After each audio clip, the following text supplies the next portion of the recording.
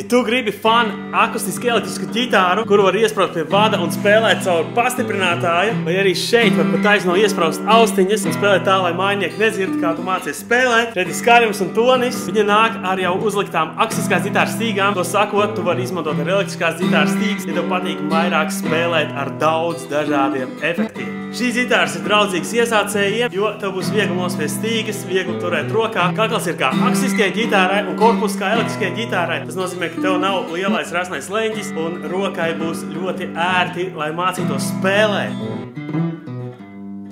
Tā viņa skan bez nekādiem efektiem. Vienkārši pat aiznot caur pastiprinājumu.